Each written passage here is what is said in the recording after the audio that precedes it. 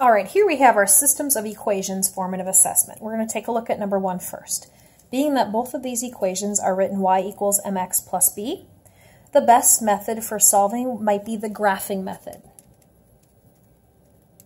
where we could graph both of these equations and we could see where the lines are going to cross. Remember, where the lines cross, that's your solution.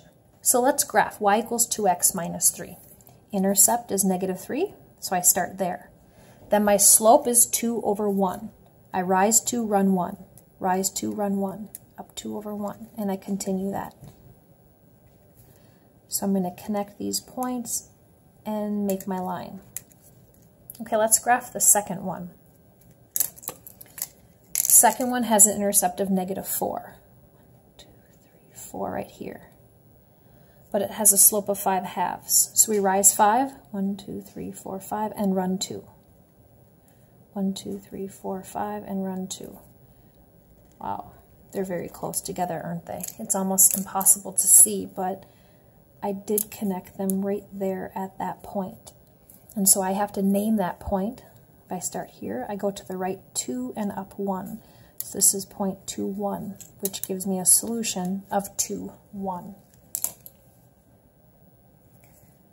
All right, let's take a look at number 2.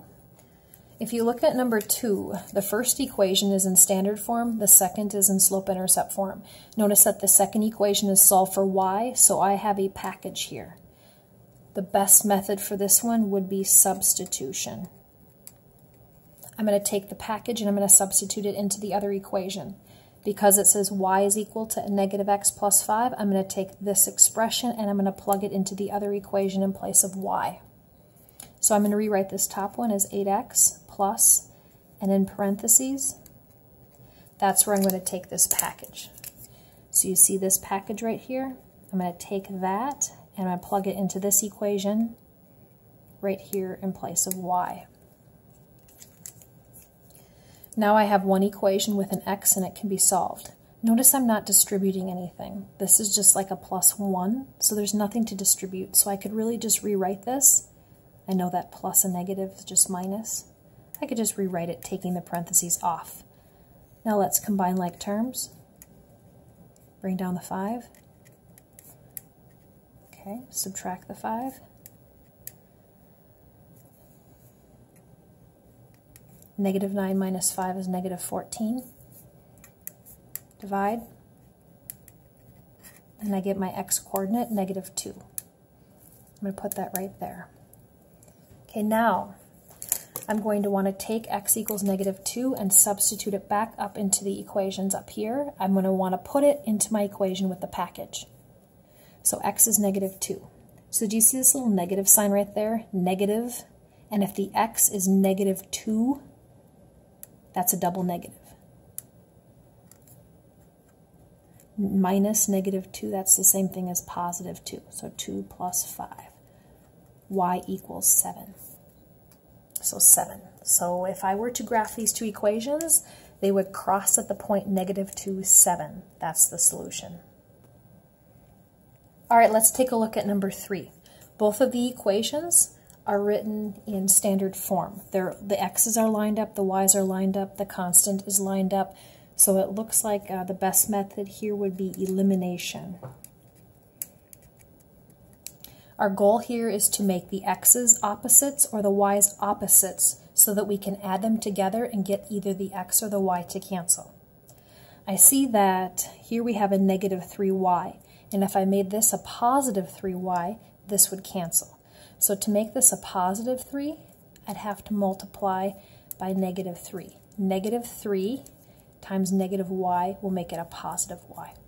So the first equation stays exactly the same. I'm just going to copy that down. Now the second equation, I have to multiply everything by -3. -3 times -y, -3 times -4. Now I can go ahead and add them together. Now notice here that 15x and a -15x, those are opposites. They cancel. Same with a -3y and a +3y, they cancel. So the value of everything on the left side is 0. Now when I add these two, I get 52. So my x and y completely canceled out. The variables canceled out. And I end up here with something that is not true. So because it's not true, that means no solution.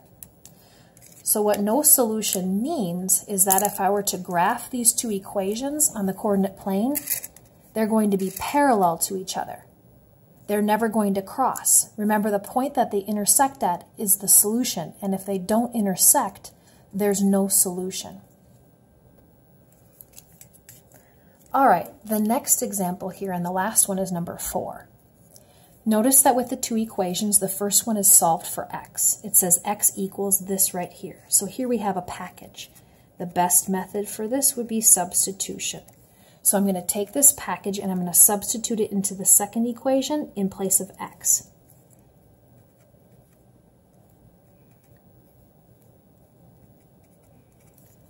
So do you see what I'm doing here? X is equal to 3y minus 4. So I'm going to take that 3y minus 4 and I'm going to plug it right here for x, 3y minus 4.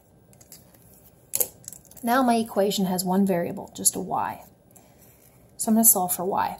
Looks like I'm going to have to distribute here. The negative 5 is being distributed. Let's bring this down. Negative 5 times 3y is negative 15y. Negative 5 times negative 4 is plus 20. I can see what's going to happen here. 15y, take away 15y, that's 0. It canceled out completely. Let's bring down what we have left. 20 equals 20. Oh, the x and the y canceled out completely, and I end up with something that is exactly equal on the both sides, which remember we said is an identity. And an identity, like it starts with the letter I, right, is the same thing as infinite solutions. So what does that mean? Well, that means if I were to actually graph these two equations, one equation would look like this, and the second equation would be exactly the same right on top of the first one. Every single point intersects, so every single point is going to be a solution. And that's why we say infinite solutions. And there we have it, number 4.